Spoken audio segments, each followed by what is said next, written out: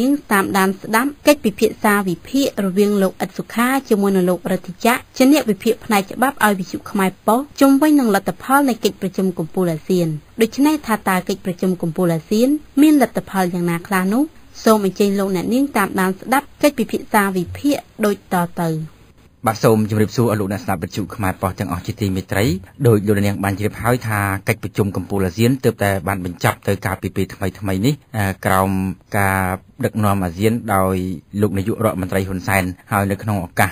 បញ្ចប់យើងក៏សម្គាល់មើលថានៅក្រោយបញ្ចប់នៅក្នុងការកិច្ចប្រជុំអាស៊ាននៅថ្ងៃទី20នេះឃើញថាលោកនាយករដ្ឋមន្ត្រីហ៊ុនសែនបានថ្លែងសន្ទរកថាជាចុងក្រោយដោយបានបង្ហូរទឹកភ្នែកនឹកដល់អតីតព្រះមហាក្សត្រនរោត្តមសីហនុដែលបានសោយទីមង្គលទៅមិនបានមើលឃើញអំពីរូបលោកដែលបាន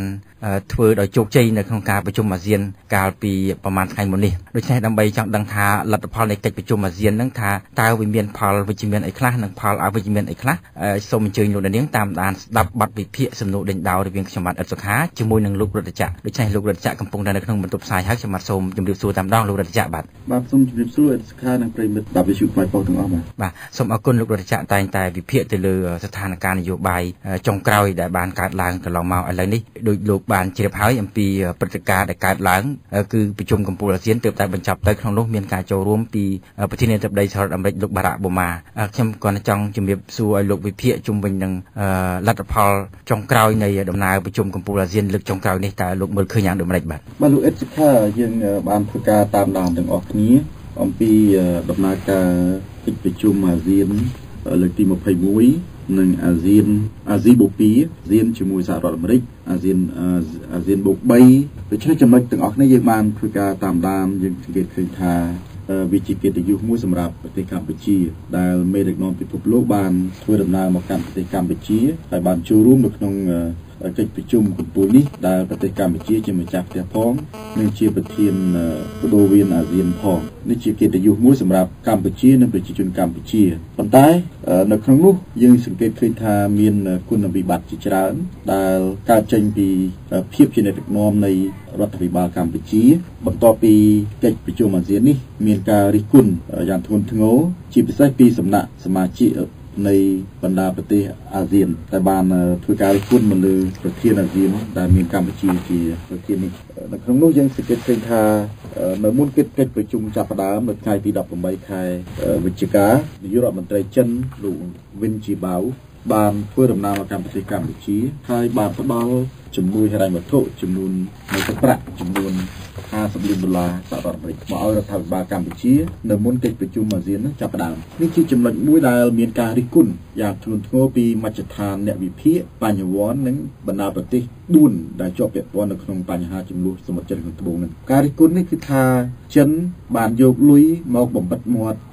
កម្ពុជាក្នុងនាមជាប្រធានអាស៊ានមិនឲ្យដាក់បញ្ចូលនៅបញ្ហាចំនួនសមុទ្រចិនខាងត្បូងនេះនៅក្នុងរបៀបរយៈប្រជុំរបស់អាស៊ាននេះជាការរិះគន់និងចោទប្រកាន់លើរដ្ឋាភិបាលកម្ពុជាហើយទង្វើជាក់ស្ដែងបានឆ្លុះបញ្ចាំងពិតមែនគឺថារដ្ឋាភិបាលកម្ពុជាក្នុងនាមជាប្រធានអាស៊ានបានកិច្ចវេះព្យាយាមបង្វែរមិនដាក់បញ្ចូលនៅបញ្ហាសមុទ្រចិនត្បូងនេះនៅក្នុងរបៀបអាស៊ានទេបាទធ្វើឲ្យសមាជិកអាស៊ានចំនួន4ដែលមានជាប់ពាក់ព័ន្ធនៅក្នុងបញ្ហាចំនួនសមុទ្រចិនត្បូងនេះមិនសប្បាយចិត្តនៅក្នុងចំណុចនេះដែរគឺរដ្ឋាភិបាលកម្ពុជាបានធ្វើសន្និសីទកាសែតដោយលោកកៅកំភួនដែលជារដ្ឋលេខាធិការក្រសួងការបរទេសនិងសហប្រតិបត្តិការអន្តរជាតិដែលបានបញ្ជាក់ថាសមាជិកអាស៊ានទាំង10បានឯកភាពគ្នាមិនយកបញ្ហាសមុទ្រចិនខាងត្បូងហ្នឹងមកដោះស្រាយជាលក្ខណៈពហុភាគីទេគឺបានន័យថាគេមិនយកបញ្ហាសមុទ្រចិនខាងត្បូងហ្នឹងធ្វើឲ្យទៅជាអន្តរជាតិពហុពាណិជ្ជកម្មទេគេទុកបញ្ហានេះដោះស្រាយជាលក្ខណៈទ្វេភាគីតាមយន្តការអាស៊ាននិងចិនប៉ុន្តែប្រតិកម្មឆ្លើយតបភ្លាមៗគឺប្រទេសប្រធានាធិបតីហ្វីលីពីនបានប្រតិកម្មឆ្លើយតបវិញចំពោះការលើកឡើងរបស់កម្ពុជាថាហ្វីលីពីនមិនបានឯកភាពទេមិនបានឯកច្ឆន្ទទៅលើគោលជំហរនេះទេវាជាការលើកឡើងដោយយល់ច្រឡំពីសំណាក់កម្ពុជាហើយបន្តមកទៀតគឺប្រទេសវៀតណាមដែលជាភាគីមួយផងដែរនៅក្នុងចំនួនសមុទ្រចិនខាងត្បូងបានប្រតិកម្មថាខ្លួនមិនបានឯកភាពទៅលើកម្ពុជាដោយមិនដាក់ចូលបញ្ហានេះនៅក្នុងដំណោះស្រាយតាមយន្តការទ្វេភាគីទេនេះជាចំណុចមួយដែលធ្វើឲ្យកម្ពុជាបាត់មុខ បាក់មុខណាទី1កម្ពុជាខ្លួនឯងទទួលលុយពីប្រទេសចិនហើយព្យាយាមបង្វែរបញ្ហាសមុទ្រចិនខាងត្បូងដែលជារបៀបវរៈដ៏ក្តៅគគុកនៅក្នុងជំនួបអាស៊ាននេះហើយបណ្ដាអ្នកសារព័ត៌មានជាតិអន្តរជាតិបានផ្ដោតសំខាន់ទៅលើបញ្ហាសមុទ្រចិនខាងត្បូងហើយកម្ពុជាព្យាយាមបង្វែរនៅរបៀបវរៈនេះមិនយកមកជជែកពិភាក្សាហើយនៅពេលជាមួយគ្នាបានបញ្ជាក់ពីគោលជំហរដោយខុសពីឆន្ទៈរួមរបស់សមាជិកអាស៊ានបញ្ហានេះអាស៊ានបានឯកភាពគ្នាដាក់ចូលដើម្បីដោះស្រាយជាលក្ខណៈទ្វេភាគីមិនមែនជាលក្ខណៈពហុភាគីទេនេះជាចំណុចមួយដែលធ្វើឲ្យមានការរិះគន់ហើយធ្វើឲ្យមានការចោទប្រកាន់ថាកម្ពុជាបានទទួលសំណូកពីប្រទេសចិនហើយបានព្យាយាមមិនការពារផលប្រយោជន៍អាស៊ានជាពិសេសមិនការពារផលប្រយោជន៍សមាជិកអាស៊ានគ្នាឯងបែរជាការពារផលប្រយោជន៍និងគោលនយោបាយការបរទេសរបស់ប្រទេសចិនវិញនេះជាការចោទប្រកាន់ចំណុចទី2ដែលគេលើកឡើងផងដែរអំពីជំនួបរវាងទ្វេភាគីរវាងលោកបារ៉ាក់អូបាម៉ានិងលោកនាយករដ្ឋមន្ត្រីហ៊ុនសែនគឺមានសភាពតានតឹងយ៉ាងខ្លាំងពីព្រោះថាដូចយើងបានវិភាគមុននឹងដំណើរទស្សនកិច្ចរបស់លោកអូបាម៉ាមកកាន់កម្ពុជាគឺថាលោកប្រកាសជានឹងលើកឡើងពីបញ្ហាមនុស្សនិងបញ្ហាលទ្ធិប្រជាធិបតេយ្យនៅកម្ពុជាដោយសារលោកបានជាប់ឆ្នោតនៅអាណត្តិទី2ដឹកនាំសហរដ្ឋអាមេរិកនិងពិភពលោកនេះគឺលោកបានសន្យាលោកបានប្រើប្រាស់នៅឃ្លា2ទី1ថាលោកនឹងស្ដាប់ចំពោះអ្នកបោះឆ្នោតភាសាអង់គ្លេសថា I listen to you ប្រយោគមួយទៀតលោកប្រើថាលោកនឹងធ្វើអ្វីឆ្លើយតបចំពោះម្ចាស់ឆ្នោតអញ្ចឹងការលើកឡើងរបស់អង្គការជាតិនិងអន្តរជាតិផ្នែកសិទ្ធិមនុស្សដែលបានទៅសេលិខិតទៅលោកបារ៉ាក់អូបាម៉ាក៏ដូចជាសមាជិកព្រឹទ្ធសភារដ្ឋសភាដែលបានផ្សាយលិខិតទៅលោកបារ៉ាក់អូបាម៉ាដើម្បីស្នើឲ្យលោកប្រជុំមុខជាមួយលោកហ៊ុនសែននិងថ្កោលទោសចំពោះបញ្ហារំលោភសិទ្ធិមនុស្សនៅកម្ពុជានោះលោកអូបាម៉ាបានលើកឡើងពិតប្រាកដមែននោះមានន័យថាហើយអ្វីដែលលោកសន្យាថាលោកឈរនៅពីក្រោយអ្នកតស៊ូដើម្បីសេរីភាពនោះគឺលោកបានការពារមែនលោកបានលើកឡើងអំពីបញ្ហាសិទ្ធិមនុស្សនេះជាមួយលោកហ៊ុនសែនលោក Ben Roth ដែលជាអនុប្រធានទីប្រឹក្សានៃក្រុមប្រឹក្សាសន្តិសុខជាតិរបស់សហរដ្ឋអាមេរិកបានបញ្ជាក់យ៉ាងច្បាស់ថាជំនួបនោះក្នុងរយៈពេលខ្លីមែនប៉ុន្តែលោកបារ៉ាក់អូបាម៉ាបានចាប់ផ្ដើមជាមួយនឹងរបៀបបញ្ហាសិទ្ធិមនុស្សប្រជាធិបតេយ្យបញ្ហាសេរីភាពបញ្ហាឃុំខ្លួនលោកម៉ងសំណងដូការមិនអនុញ្ញាតឲ្យលោកសំរងស៊ីវិលត្រឡប់មកកាន់ប្រទេសកម្ពុជាវិញនឹងការបោះឆ្នោតដោយសេរីនិយុត្តិធម៌នឹងធ្វើឲ្យគណៈកម្មការរៀបចំការបោះឆ្នោតមួយមានលក្ខណៈឯករាជ្យនិងមិនលំអៀងដូច្នេះពេលវេលាដែលលោកជួបជាមួយលោកហ៊ុនសែនបាននិយាយគ្នាអំពីបញ្ហាទំនាក់ទំនងទ្វេភាគីទេគឺលោកបានលើកបញ្ហាសិទ្ធិមនុស្សនិងលទ្ធិប្រជាធិបតេយ្យសុខសាន្តគឺមកនិយាយជាមួយលោកហ៊ុនសែនដោយបានដាក់គម្លាតមកលើលោកហ៊ុនសែនថាធ្វើម៉េចទៅដោះស្រាយបញ្ហានោះលោកបានបញ្ជាក់យ៉ាងច្បាស់ថាកម្ពុជានៅផ្លូវវែងណាស់ដើម្បីដោះស្រាយបញ្ហាសិទ្ធិមនុស្សនិងលទ្ធិប្រជាធិបតេយ្យនៅកម្ពុជាហើយកម្ពុជាត្រូវដើរនៅលើផ្លូវដែលត្រឹមត្រូវនេះជាចំណុចដែលលោកអូបាម៉ាបានលើកឡើងចំណុចនេះហេតុអីយើងដាក់សំណួរទៅវិញថាហេតុអីបានជាកិច្ចប្រជុំរបស់លោកបារ៉ាក់អូបាម៉ានិងលោកហ៊ុនសែនមិនត្រូវបានគេផ្សព្វផ្សាយជាសាធារណៈហើយនៅក្រៅជំនួបធម្មតាមេដឹកនាំពិភពលោកបែបនេះគេត្រូវធ្វើសន្និសីទកាសែតទោះបីមិនវែងសង្ខេបក៏ដោយគេធ្វើជាសាធារណៈទាំងពីរនេះទាំងលោកបារ៉ាក់អូបាម៉ានិងលោកហ៊ុនសែនដើម្បីផ្ដល់ឱកាសឲ្យមេដឹកនាំទាំងពីរបង្ហាញអំពីគោលជំហរនិងលទ្ធផលរបស់ខ្លួនឲ្យបានជជែកគ្នានៅក្នុងជំនួបបិទទ្វារហ្នឹងហើយផ្ដល់ឱកាសឲ្យអ្នកសារព័ត៌មានចោទសួរនៅសំណួរផ្សេងៗជុំវិញនឹងបញ្ហាដែលពាក់ព័ន្ធប៉ុន្តែជំនួបបិទទ្វារនេះគឺមិនត្រូវបានបើកទូលាយឲ្យដឹងទេប៉ុន្តែប្រភពដែលស្និទ្ធជាមួយលោកប្រធានាធិបតីលោក Ben Roth ដែលជាអនុប្រធានទីប្រឹក្សានៃក្រុមប្រឹក្សាសន្តិសុខជាតិសហរដ្ឋអាមេរិកបានបញ្ជាក់ថាកិច្ចប្រជុំនោះគឺមានភាពតានតឹងហើយលោកបានផ្ដោតសំខាន់លើបញ្ហាសិទ្ធិមនុស្សនិងលទ្ធិប្រជាធិបតេយ្យនៅក្រៅជំនួបលោកបារ៉ាក់អូបាម៉ាបានថ្លែងប៉ុន្តែថ្លែងដល់ខ្លីវិញប៉ុន្តែអ្នកកាសែតជាតិអន្តរជាតិត្រូវបានគេបណ្ដឹងចេញពីបន្ទុកដល់ក្រមសន្តិសុខដែលការពារនៅទីកន្លែងប្រជុំហ្នឹងដែលធ្វើឲ្យមានការថ្នាំងថ្នាក់ធ្វើឲ្យមានប្រតិកម្មអវិជ្ជមានពីសំណាក់អ្នកសារព័ត៌មានជាតិនិងអន្តរជាតិជាពិសេសអ្នកសារព័ត៌មានអន្តរជាតិដែលបានធ្វើដំណើរមកកម្ពុជាដើម្បីផ្ដិតយកនិងតាមដានអំពីបញ្ហាប្រជុំអាស៊ាននេះមិនសប្បាយចិត្តចំពោះចំណាត់ការរបស់រដ្ឋាភិបាលកម្ពុជាបានដាក់កម្រិតទៅលើសេរីភាពរបស់អ្នកសារព័ត៌មានក្នុងការជួបសម្ភាសក្នុងការជួបដោយផ្ទាល់ជាមួយមេដឹកនាំអាស៊ាននៃប្រទេសនីមួយៗដូច្នេះខាងស្ថានទូតអាមេរិកបានប្រតិកម្មឆ្លើយតបចំពោះសំណួរថាបានជាអ្នកកាសែតមិនត្រូវបានអនុញ្ញាតឲ្យជួបសម្ភាសនៅពេលដែលលោកបារ៉ាក់អូបាម៉ាធ្វើសេចក្តីថ្លែងការណ៍បន្ទាប់ពីប្រជុំជាមួយលោកហ៊ុនសែននោះអ្នកនាំពាក្យស្ថានទូតសហរដ្ឋអាមេរិកប្រចាំកម្ពុជាបានថ្លែងថាសូមឲ្យទៅសួរអ្នករៀបចំប្រជុំអាស៊ានបានថាសួរទៅរដ្ឋាភិបាលកម្ពុជាហេតុអីបានធ្វើដូច្នោះពីព្រោះនោះមិនមែនជាគោលនយោបាយរបស់សហរដ្ឋអាមេរិកទេដែលត្រូវរារាំងអ្នកសារព័ត៌មានមិនឲ្យទៅគៀកមិនឲ្យទៅសួរមិនឲ្យទៅស្ដាប់អ្វីដែលលោកបារ៉ាក់អូបាម៉ាធ្វើសេចក្តីថ្លែងការណ៍នេះជាចំណុចមួយបានន័យថារដ្ឋាភិបាលកម្ពុជាព្យាយាមបង្វែរការចាប់អារម្មណ៍បានន័យថា មិ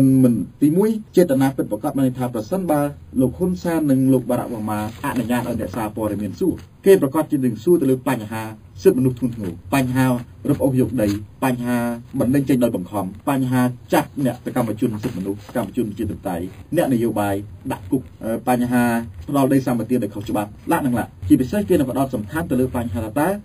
ដំណោះស្រាយសម្រាប់ការវិលត្រឡប់នៃលោកសំរងស៊ីមានច្រកណាមួយសម្រាប់ដោះស្រាយហើយឬនៅអញ្ចឹងពេលនោះចំពោះលោកបារ៉ាក់អូបាមាយើងយល់ថាលោកប្រកាសជាបើកចំហហើយព្រោះលោកជាមេដឹកនាំសហរដ្ឋអាមេរិកដែលគោរពគោលការណ៍ប្រជាធិបតេយ្យដែលមានចំណាស់លទ្ធិប្រជាធិបតេយ្យជាង300ឆ្នាំហើយលោកក៏ជាមេដឹកនាំពិភពលោកក្នុងការការពារសិទ្ធិមនុស្សនិងសេរីភាពជាមូលដ្ឋានលោកប្រកាសជាបើកឲ្យអ្នកសារព័ត៌មានបានដឹងហើយបើកឲ្យអ្នកសារព័ត៌មានចោទសួរពេលនោះធ្វើឲ្យរឿងរ៉ាវដែលលោកហ៊ុនសែនព្យាយាមបិទបាំងនោះប្រកាសជាត្រូវទម្លាយម្យ៉ាងវិញទៀតអ្នកសារព័ត៌មានដែរប្រកាសជានឹងសួរទៅលោកហ៊ុនសែនថាតើគាត់ត្រូវឆ្លើយដោះស្រាយជាមួយយ៉ាងម៉េចដែរជាមួយលោកបារ៉ាក់អូបាមាហ្នឹងគាត់ត្រូវឆ្លើយតបយ៉ាងម៉េចដែរអញ្ចឹងធ្វើឲ្យគាត់ពិបាកនឹងប្រឈមមុខជាមួយអ្នកសារព័ត៌មានអញ្ចឹងហើយបានគាត់ព្យាយាមបង្វែរអ្នកសារព័ត៌មានមិនឲ្យ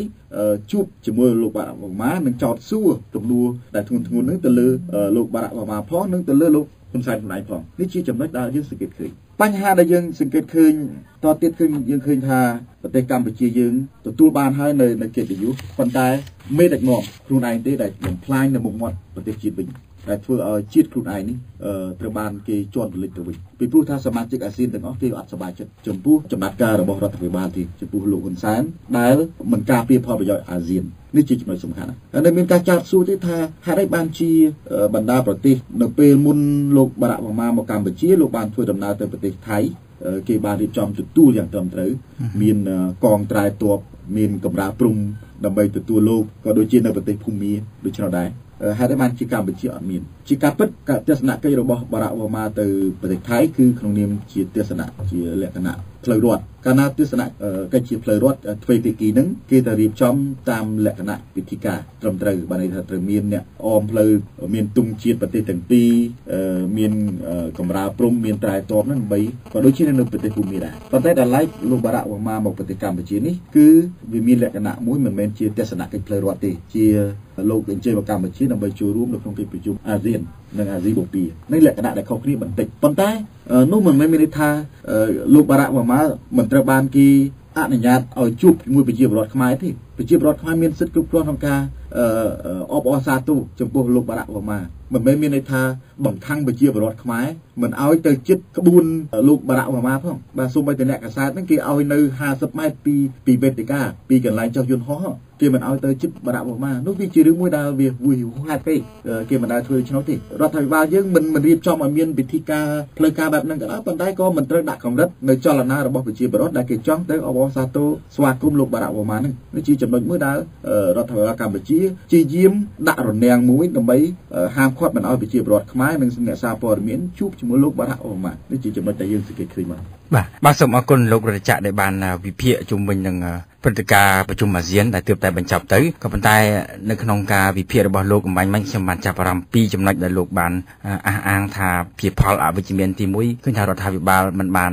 គិតគូរប្រជុំដាក់សមុទ្រចិនខាងត្បូងជារបៀបវារៈរួមដោយបាននិយាយបង្វែរថាជារបៀបវារៈរួមក៏ប៉ុន្តែត្រូវបានភាគីខាងហ្វីលីពីនក៏ដូចជាប្រទេសយួនធ្វើការទាត់ចោលច្រានចោលចំណុចកន្លែងនេះខ្ញុំចង់ជំរាបសួរលោកឲ្យលោកវិភាគដោយសារតែលោកនាយករដ្ឋមន្ត្រីហ៊ុនសែនថាអ្នកវិភាគនយោបាយក៏បានដឹងថាប្រទេសកម្ពុជាអ្នកដឹកនាំសប្តាហ៍គឺលើកបន្ទប់ដោយយួនដូច្នេះបើមានការប៉ះទង្គិចខាងផ្លូវអារម្មណ៍ជាមួយនឹងយួនតើវាអាចប៉ះពាល់នៅចំណងមិត្តភាពទេលោកអេសិកាយើងឃើញហើយលោកការដឹកនាំរបស់លោកហ៊ុនសែនបច្ចុប្បន្នគឺ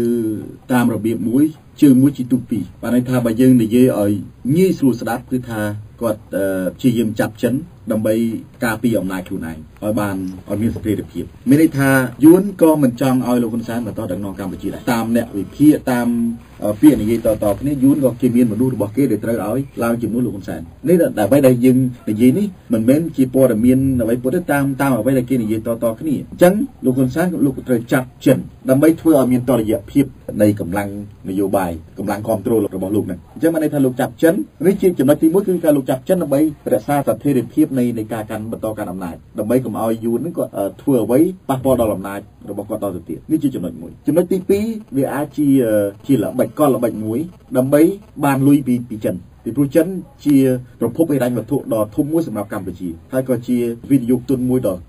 លំដាប់លេខ1នៅកម្ពុជាផងដែរអញ្ចឹងវាអាចជាកលល្បិចនយោបាយមួយដើម្បីយកលុយពីចិនធ្វើជាគ្រប់គ្រងចិនហើយបានលុយពីចិនមកដោយមិនមានការប្រាក់ដោយឥតសំណងនេះជាចំណុចពីរដែលយើងសង្កេតឃើញប៉ុន្តែអ្វីដែលយើងសង្កេតឃើញថាការគ្រប់គ្រងគោលជំហរចិនចំពោះបញ្ហាចំនួនសមុទ្រចិនខាងត្បូងនេះមិនមែនជាលើកទី1ទេកម្ពុជាបានធ្វើចាប់តាំងពីខែមេសាខែកក្កដាមកហើយធម្មតាកាលពីនៅចុងបញ្ចប់កិច្ចប្រជុំខែកក្កដាឆ្នាំ2012គឺធម្មតាកម្ពុជាក្នុងនាមជាប្រធានអាស៊ានត្រូវដាក់ចេញនូវសេចក្តីថ្លែងការណ៍រួមមួយស្តីពីបញ្ហាសមុទ្រចិនខាងត្បូងប៉ុន្តែកម្ពុជាមិនបានដាក់ចេញទេដែលធ្វើឲ្យប្រទេសដែលមានបញ្ហាជាមួយចិននៅក្នុងចំនួនសមុទ្រចិនខាងត្បូងហ្នឹងមិនសប្បាយចិត្តហើយប្រតិកម្មខ្លាំងមកលើកម្ពុជាថាកម្ពុជាបំរើឲ្យផលប្រយោជន៍ចិនជាជាងបំរើឲ្យផលប្រយោជន៍អាស៊ានរីឯនៅប្រជុំលើកនេះទៀតកម្ពុជាព្យាយាមមិនដាក់ចូលរបៀបបរិយាសមុទ្រចិនខាងត្បូងនេះនៅក្នុងរបៀបបរិយាប្រជុំអាស៊ាននេះហើយបានថែមទាំងធ្វើសេចក្តីថ្លែងការណ៍បំភ្លឺដោយអះអាងថាសមាជិកអាស៊ានទាំងអស់បានឯកភាពគ្នាមិនដាក់បញ្ចូលបញ្ហាសមុទ្រចិនខាងត្បូងនៅក្នុងដំណោះស្រាយពហុភាគីទេឬក៏យើងហាមម្យ៉ាងទេថាមិនធ្វើអន្តរជាតិពហុពាណិជ្ជកម្មលើបញ្ហាសមុទ្រចិនខាងត្បូងបានន័យថាបញ្ហានេះគឺដោះស្រាយរវាងអាស៊ាននិងចិនមិនឲ្យភាគីទី3ចូលរួមទេអញ្ចឹងហើយមានការប្រតិកម្មពីប្រទេសហ្វីលីពីនប្រទេសវៀតណាមដែលប្រឆាំងចំពោះបញ្ហានេះថាគេមិនបានឯកភាពចំពោះគោលជំហរនេះទេគេចង់ឲ្យមានការចូលរួមពីភាគីទី3ដើម្បីដោះស្រាយជាពិសេសហ្វីលីពីននេះគេចង់ឲ្យសហរដ្ឋអាមេរិកចូលរួមនៅក្នុងបញ្ហានេះរីឯលោកបារ៉ាក់អូបាម៉ាក៏លោកបានសង្កត់ថាអាស៊ានបញ្ហាសមុទ្រចិនខាងត្បូងត្រូវតែដោះស្រាយឲ្យខានតែបានពីព្រោះបញ្ហាសមុទ្រចិនខាងត្បូងនេះមិនមែនជាបញ្ហាទ្វេភាគីឬក៏ឯកតោភាគីទេបើកាលណាបញ្ហាសមុទ្រចិនខាងត្បូងនេះវារៀលដាលទៅវាធ្វើឲ្យប៉ះពាល់ដល់បញ្ហាពាណិជ្ជកម្មអន្តរជាតិព្រោះបិទផ្លូវច្រកចរាចរណ៍អន្តរជាតិទំនិញអន្តរជាតិទៅបានបិទទាំងស្រុងវាធ្វើឲ្យប៉ះពាល់ដល់ពាណិជ្ជកម្មអន្តរជាតិផងវាធ្វើឲ្យបញ្ហាប្រឈមមុខដាក់គ្នានៅក្នុងតំបន់ផងអញ្ចឹងវាជាបញ្ហាអន្តរជាតិសហរដ្ឋអាមេរិកស្នើសុំឲ្យដាក់ដោះស្រាយបញ្ហាសមុទ្រចិនខាងត្បូងនេះដូច្នេះយើងសរុបមកវិញថាតើយួនសប្បាយចិត្តទេយួនប្រកាសជាមិនសប្បាយចិត្តទេចំពោះចំណាត់ការរបស់រដ្ឋាភិបាលកម្ពុជាដែលមិនគ្រប់គ្រងខ្លួនក្នុងនាមដែលជាអ្នកមានគុណបំណាច់ទៅលើខ្លួនជាអ្នកផ្ដួលរំលំរបបកម្ពុជាប្រជាធិបតេយ្យឬខ្មែរក្រហមដើម្បីលើកបន្តខ្លួនឡើងកាន់អំណាចក៏ដូចជាការគ្រប់គ្រងបន្តទៀតរបស់យួនមកដល់រដ្ឋាភិបាលបច្ចុប្បន្ននេះប្រកាសជាយួនមិនសប្បាយចិត្តទេប៉ុន្តែនៅពេលជាមួយនៃដឹកនាំបច្ចុប្បន្ននេះគាត់ព្យាយាមចាប់ចិនដើម្បីរក្សានៅស្ថិរភាពរបស់ខ្លួនអំណាចរបស់ខ្លួនបានន័យថាបើយួនជប់គ្រប់គ្រងនៅមានចិនមួយគ្រប់គ្រងខ្លួនអញ្ចឹងនេះធ្វើឲ្យយួនមិនអាចដកថយបានទេបើយួនដកថយយួនខាតពីព្រោះផលប្រយោជន៍យួននៅកម្ពុជាច្រើនណាស់ទាំងអន្តរប្រវេសខុសច្បាប់មហិច្ឆតាសហព័ន្ធឥណ្ឌូចិនមិនទាន់បានបញ្ចប់នៅឡើយតាមបណ្ដាំរបស់សពហូជីមីញអត់ទាន់បានបញ្ចប់នៅឡើយទេអញ្ចឹងយួនមិនអាចដកថយទេយួនមិនអាចកាត់ផ្ដាច់មេដឹកនាំទោះបីខ្លួនមិនសប្បាយចិត្តក៏ដោយបាទប៉ុន្តែខ្ញុំជឿថាប្រកាសជាគេមានធ្វើការដោះស្រាយជាលក្ខណៈផ្ទៃក្នុងរវាងមេដឹកនាំនៃគណៈបកកណ្ដាលអំណាចបច្ចុប្បន្ននិងមេដឹកនាំកុម្មុយនីសយួននេះជាចំណុចដែលយើងសង្កេតឃើញអរគុណលោករដ្ឋាភិបាលដែលបានវិភាគជុំវិញនឹងចំណងមិត្តភាពកម្ពុជាយួនឥឡូវនេះមួយទៀតដែលលោកបានលើកឡើងពីការប្រជុំបិទទ្វាររបស់លោកនាយករដ្ឋមន្ត្រីហ៊ុនសែនជាមួយនឹងលោកប្រធានាធិបតីបារ៉ាក់អូបាម៉ាឃើញថាមានការមិនពេញចិត្តចំពោះការប្រជុំបិទទ្វារមិនដឹងថាតើបារ៉ាក់អូបាម៉ាគាត់បានថ្លែងអ្វីទៅលើលោកនាយករដ្ឋមន្ត្រីហ៊ុនសែនក៏ប៉ុន្តែបើយើងសង្កេតមើលអំពីមន្ត្រីជាន់ខ្ពស់សេតវិមានវិញបានចេញសេចក្តីថ្លែងការណ៍ហើយថាការដែលលើកឡើងរបស់លោកប្រធានាធិបតីបារ៉ាក់អូបាម៉ាហ្នឹងគឺមិនមានអីភ្ញាក់ផ្អើលដល់លោកហ៊ុនសែននោះទេចំណុចនេះតើលោកមានការវិភាគបែបណាបើសិនជារដ្ឋាភិបាលនៅតែមិនបន្ទន់អរិយាប័ត្រនៅតែអរិយាប័ត្រពីដើមយ៉ាងម៉េចមកដល់ពេលនេះគឺនៅតែដដែលនោះបាទលោកអេសខាបញ្ហាយើងដឹងថាមេដឹកនាំខ្មែរបច្ចុប្បន្ននេះគេខ្លាចនៅភាពអាម៉ាស់គេមិនចង់ទទួលនៅភាពអាម៉ាស់ភ្លាមៗទេហើយក៏គេមិនចង់ឲ្យឥទ្ធិពលមេដឹកនាំបរទេសនឹងមានឃើញភ្លាមៗណាស់ដូច្នេះដំណោះស្រាយចំពោះបញ្ហាសិទ្ធិមនុស្សលទ្ធិប្រជាធិបតេយ្យក៏ដូចជាការដោះលែងអ្វីដែលលោកបារ៉ាក់អូបាម៉ាហៅថាអ្នកទស្សនយោបាយនោះវាមិនកើតឡើងភ្លាមៗពេកទេវាមិនទាន់មានប្រសិទ្ធភាពភ្លាមទេពីព្រោះរដ្ឋាភិបាលកម្ពុជាមិនងាយចង់ទទួលនៅភាពអាម៉ាស់នោះទេបើកាលណាការទទួលយកភ្លាមៗមានន័យថាខ្លួនជាមេដឹកនាំដែលអន់ដែលមិនអាចទប់ទល់ជាមួយមេដឹកនាំពិភពលោកដោយបារ៉ាក់អូបាម៉ាហ្នឹងដូច្នេះទោះបីបច្ចុប្បន្ននេះភ្លាមនេះមេដឹកនាំកម្ពុជានិងប្រព័ន្ធផ្សព្វផ្សាយអ្នកវិភាគរបស់ខ្លួនជាយាមអាហាងថាលោកហ៊ុនសែនបានបកស្រាយទៅវិញថាអ្វីដែលលោកបារ៉ាក់អូបាម៉ាលើកឡើងជាព័ត៌មានមិនពិតទេគ្រាន់តែជាយុទ្ធនាការមួយបំផ្លិចបំផ្លាញ កិច្ចការភាពមុខមាត់របស់កម្ពុជារដ្ឋាភិបាលកម្ពុជាពីសំណាក់ជនអគតិអ្វីដែលលោកហ៊ុនសែនហៅថាជនអគតិនោះបាទពីអង្គការសិទ្ធិមនុស្សជាតិអន្តរជាតិពីគណៈបកប្រឆាំងនឹងប៉ុន្តែនោះគ្រាន់តែជាការអះអាងមួយខាងតែប៉ុណ្ណោះដើម្បីទប់ស្កាត់នៅភាពអាម៉ាស់របស់ខ្លួនប៉ុន្តែខ្ញុំជឿថាប្រសិទ្ធភាពនិងឥទ្ធិពលនេះប្រកបជាជ្រួតជ្រាបនៅពេលខាងមុខនេះពីព្រោះថាទំនាក់ទំនងជាមួយរវាងកម្ពុជាអាមេរិកត្រូវតែរឹងមាំពីព្រោះថាអាមេរិកបានបោះជំហានចូលនៅក្នុងតំបន់អាស៊ីអាគ្នេយ៍ក៏ដូចជាអាស៊ីប៉ាស៊ីហ្វិកអាមេរិកមានគោលបំណង3នៅក្នុងអាស៊ីប៉ាស៊ីហ្វិកគឺទី1ពង្រឹងនៅសមត្ថភាពយោធានៅក្នុងអាស៊ីប៉ាស៊ីហ្វិកហើយទី2គឺនឹងទី3នឹងត្រូវធ្វើតុល្យភាពឡើងវិញនៅសេដ្ឋកិច្ចនិងការទូតរបស់ខ្លួននៅតំបន់អាស៊ីអាគ្នេយ៍ក៏ដូចជាអាស៊ីប៉ាស៊ីហ្វិកអញ្ចឹងអាមេរិកគឺមិនដកថយពីអាស៊ីទេពីព្រោះអាមេរិកធ្លាប់មានវត្តមាននិងទំនាក់ទំនងជាមួយអាស៊ីអាគ្នេយ៍ចាប់តាំងពីសតវត្សទី19មកម្លេះហើយគ្រាន់តែមួយរយៈក្រោយនៅពេលយូនពេលសហរដ្ឋអាមេរិកចាញ់សង្គ្រាមនៅយូននេះបានដកថយបានកាត់បន្ថយនៅវត្តមាននិងទំនាក់ទំនងរបស់ខ្លួនបន្តិចតែប៉ុណ្ណោះប៉ុន្តែឥឡូវនេះអាមេរិកបានបោះជំហានចូលមកវិញហើយដោយសារអាមេរិកយល់ឃើញថាតំបន់អាស៊ីអាគ្នេយ៍ក៏ដូចជាអាស៊ីប៉ាស៊ីហ្វិកមានសក្តានុពលជាពិសេសខាងសេដ្ឋកិច្ចក៏ដូចជាវិស័យសន្តិសុខក្នុងការប្រយុទ្ធប្រឆាំងអំពើភេរវកម្មអន្តរជាតិជាដើមអញ្ចឹងរដ្ឋាភិបាលកម្ពុជាត្រូវតែ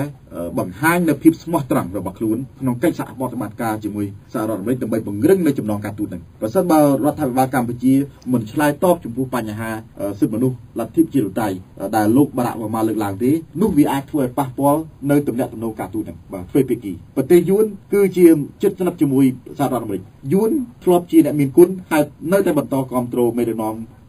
ការអំណាចបច្ចុប្បន្នប៉ុន្តែយួនចាប់អាមេរិកដើម្បីធ្វើឲ្យសេដ្ឋកិច្ចរបស់ខ្លួនងើបឡើងហើយយួនក៏មិនងាយបោះបង់ចោលអាមេរិកដែរពួកយួនទៅចាប់អាមេរិកដើម្បីទប់ជាមួយចិនព្រោះពួកយួនមានបញ្ហាព្រំដែនជាមួយចិនអញ្ចឹងយួនចាប់អាមេរិកដើម្បីទប់ឥទ្ធិពលចិនឬក៏ទប់ការនៅការគម្រាមកំហែងរបស់ចិននេះជាចំណុចចឹងហេតុអីបានជាកម្ពុជាមិនព្រមចាប់អាមេរិកដើម្បីរក្សានៅផលប្រយោជន៍របស់ខ្លួនដែរនេះជាចំណុចដែលកម្ពុជាត្រូវតែឆ្លើយតបចំពោះបញ្ហាដែលលើកឡើងដោយលោកបារ៉ាក់អូបាម៉ានេះដូច្នេះសរុបមកវិញគឺថារដ្ឋាភិបាលកម្ពុជាខ្លាចណាស់នៅភាពអាម៉ាស់ហើយក៏មិនចង់ទទួលភ្លាមៗនៅឥទ្ធិពលដែលលោកបារ៉ាក់អូបាម៉ាលើកឡើងដែរប៉ុន្តែនោះមិនមែនមានន័យបញ្ជាក់ថាកម្ពុជារដ្ឋាភិបាលបច្ចុប្បន្នមិនផ្លាស់ប្ដូរទេគេផ្លាស់ប្ដូរប៉ុន្តែគេត្រូវការពេលវេលាមួយដើម្បីធ្វើឲ្យព័ត៌មានវាសាបរលាបទៅហើយពេលនោះគេចាត់វិធានការមួយពួកគេប្រកែរៀបចំនៅឈុតឆ្លាក់មួយគេថាគេដោះលែងអ្វីមួយហ្នឹងទៅគាត់ថាគេអាចជំនួយទីហោមួយថាដោយលោកម៉ងសំណងដូគេចង់ដោះលែងគាត់គេផ្ដល់យោបល់ឲ្យក្រុមគ្រួសារគាត់ទៅសេទៅព្រះមហាក្សត្រទៅអញ្ចឹងណាហើយព្រះមហាក្សត្រលោកលើកលែងទោសឲ្យលោកម៉ងសំណងដូគេដោះលែងទៅគេធ្វើបែបហ្នឹងវិញជាជាងរដ្ឋាភិបាលទទួលឥទ្ធិពលពីអាមេរិកស្នើទៅព្រះមហាក្សត្រលើកលែងទោសឲ្យលោកម៉ងសំណងដូភ្លាមគេអត់ធ្វើបែបហ្នឹងទេដូចលោកបានបញ្ជាក់ឲ្យថាបើសិនជាធ្វើភ្លាមអាចថាខ្លួនហ្នឹងអន់ជាងអ្នកដែលធ្វើការរិះគន់ដូច្នេះទុកពេលវេលាឲ្យយូរតែមុននឹងក្រោយគេនឹងធ្វើដូចគ្នាអញ្ចឹងអាចមានន័យថាស្ថានភាពក្នុងប្រទេសកម្ពុជាអាចមានការប្រែប្រួលទាំងសិទ្ធិមនុស្សទាំងលទ្ធិប្រជាធិបតេយ្យនេះជាការវិភាគរបស់ខ្ញុំមានសុទ្ធិធិនិយមចំពោះភាពល្អប្រសើរនៃបញ្ហាសិទ្ធិមនុស្សនិងលទ្ធិប្រជាធិបតេយ្យនៅកម្ពុជាក៏ដូចជាវាសនារបស់មេដឹកនាំគណៈបកប្រឆាំងនិងសកម្មជនសិទ្ធិមនុស្សនិងប្រជាធិបតេយ្យផ្សេងទៀតបាទចំណុចមួយទៀតដែលលោកនាងចង់ឲ្យលោកវិភាគដែរជំវិញនឹងវាសនាអនាគតរបស់មេបកជំទាស់លោកសំរងស៊ីនៅក្នុងដំណើរទស្សនកិច្ចលោកប្រធានាធិបតីបារ៉ាក់អូបាម៉ាដោយគាត់បាននិយាយថាពីរឿងអ្នកនយោបាយដូចថាមានការចាប់អ្នកនយោបាយប៉ុន្តែរដ្ឋាភិបាលបានឆ្លើយថាមិនមានអ្នកទោសនយោបាយមានអ្នកនយោបាយចាប់ទោសហើយចំណុចកន្លែងនេះមិនបានលើកឲ្យចំឈ្មោះលោកសំរងស៊ីទេតើចង់លោកវិភាគបែបណាដែរចំពោះវាសនាអាជីពនយោបាយរបស់លោកសំរងស៊ីលោកអិតសខាបញ្ហាការលើកឡើងអំពីនិយមន័យថាអ្នកទោសនយោបាយឬក៏មិនមែនជាអ្នកទោសនយោបាយនោះការបកស្រាយរបស់រដ្ឋាភិបាលកម្ពុជាខុសនិយមន័យគេរដ្ឋាភិបាលកម្ពុជាបកស្រាយយកត្រូវពីជាការពិតហើយនរណាក៏ដោយដែលប្រព្រឹត្តបទល្មើសត្រូវតែទទួលខុសត្រូវចំពោះមុខច្បាប់ដោយស្មារតីគ្នាប៉ុន្តែគេពិនិត្យមើលទង្វើគេពិនិត្យមើលទូនាទីនិងទង្វើរបស់គាត់ដោយលោកសំរងស៊ីចឹងជាប្រធានគណៈបកសំរងស៊ីហើយបានធ្វើសកម្មភាពការពារបូរណភាពទឹកដីរបស់កម្ពុជាដោយទៅដកបង្គោលតម្រុយព្រំដែនបណ្ដោះអាសន្នលេខ185នៅខេត្តស្វាយរៀងទង្វើនេះគឺជាទង្វើស្នេហាជាតិជាទង្វើមួយ ដែលបង្ហាញអំពីជាតិនិយមវាមិនមែនជាទង្វើមួយដែលរបស់ជនសាមញ្ញដែលត្រូវធ្វើសកម្មភាពហ្នឹងគាត់ក្នុងនាមជាអ្នកនយោបាយជាមេដឹកនាំគណៈបកប្រឆាំងហើយគាត់បង្ហាញទង្វើបែបនេះមិនមែនជាទង្វើមួយដែលប្រឆាំងនឹងច្បាប់ទេបាទនេះទី1អញ្ចឹងហើយបានគេកំណត់នៅក្នុងកតិកាសញ្ញាអន្តរជាតិស្តីពីសិទ្ធិពលរដ្ឋនិងសិទ្ធិនយោបាយគេចាត់ទុកថាប្រសិនបើអ្វីមួយជាការរៀបការធ្វើទុកបុកម្នេញផ្នែកនយោបាយទៅលើសកម្មជននយោបាយឬអ្នកនយោបាយនោះហើយការចាត់វិធានការផ្លូវច្បាប់ប្រឆាំងអ្នកនយោបាយដោយសារការបំពេញអនុវត្តទូនាទីសិទ្ធិសេរីភាពក្នុងនាមជាគណៈបកប្រឆាំងនោះគឺជាបញ្ហា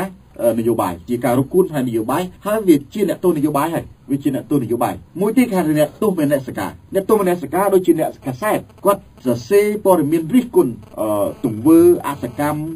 ភាពមិនប្រក្រតីនៅក្នុងការដឹកនាំរបស់រដ្ឋាភិបាលដូចជាអំពើពុករលួយការផ្សំគំនិតគ្នានៅក្នុងបញ្ហាអ្វីមួយស្រាប់តែគេចាប់អ្នកកាសែតនោះទៅដាក់គុកដោយសារគាត់សំណេររិះគន់ដល់អ្នកដឹកនាំប្រទេសអានេះគេហៅថាអ្នកទោសមនសិការរីឯលោកសាមស៊ីគឺជាអ្នកទោសនយោបាយពីព្រោះគាត់ជាអ្នកនយោបាយហើយគាត់ធ្វើសកម្មភាពក្នុងក្របខ័ណ្ឌនយោបាយចឹងហើយបានលោកបារ៉ាក់អូបាម៉ាគេចាត់ទុកថានោះជារឿងបញ្ហាអ្នកទោសនយោបាយរីឯរដ្ឋាភិបាលកម្ពុជាថាមិនមែនទេមិនអ្នកទោសនយោបាយគាត់ប្រព្រឹត្តបទល្មើសវាត្រូវ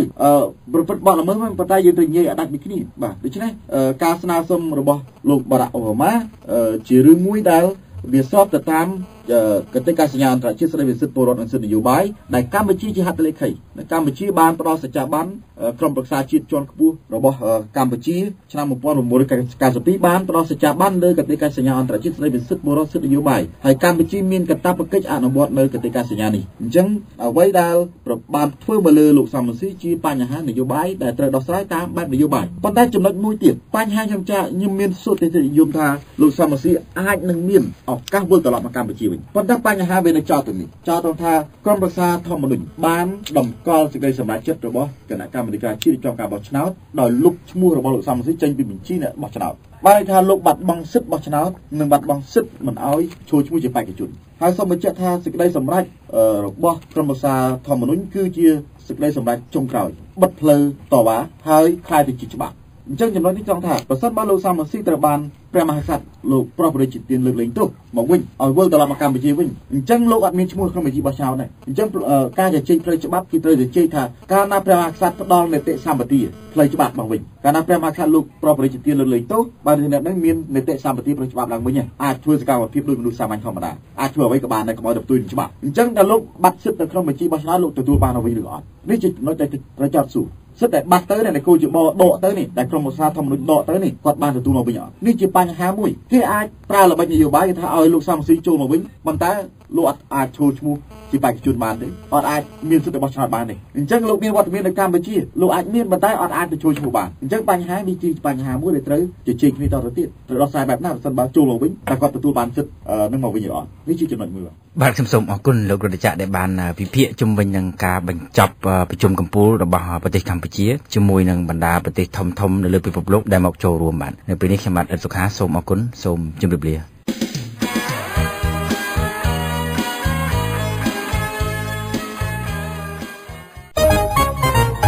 នីតិទស្សនៈនិងមតិពលរដ្ឋខ្មែរ